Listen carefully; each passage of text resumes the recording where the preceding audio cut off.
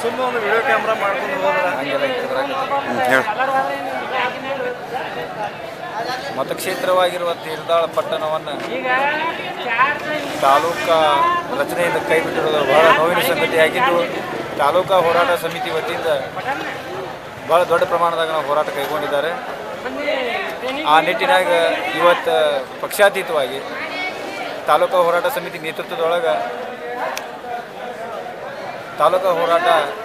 ನೇತೃತ್ವದೊಳಗೆ ಬೆಂಗಳೂರು ಚಲೋ ಕಾರ್ಯಕ್ರಮ ಹಮ್ಮಿಕೊಂಡರು.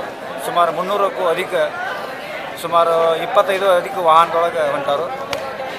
ಸರ್ಕಾರ ಕೂಡಲೇ ಈ ತೇರದಾಳ ಜನತೆಯ ಬೇಡಿಕೆಯನ್ನು ಈಡೇರಿಸಬೇಕು. ಇಲ್ಲದಿದ್ದಂದ್ರೆ ಬರೋ ದಿನಗಳಲ್ಲಿ ಇದಕ್ಕಿಂತ ಹೆಚ್ಚಿನ ಉಗ್ರ ಹೋರಾಟ ಆಗ್ತದೆ ಅಂತೇಳಿ ಸರ್ಕಾರಕ್ಕೊಂದು ಎಚ್ಚರಿಕೆ ತೇರದಾಳ ಜನತೆ ನೀಡಕ್ಕೆ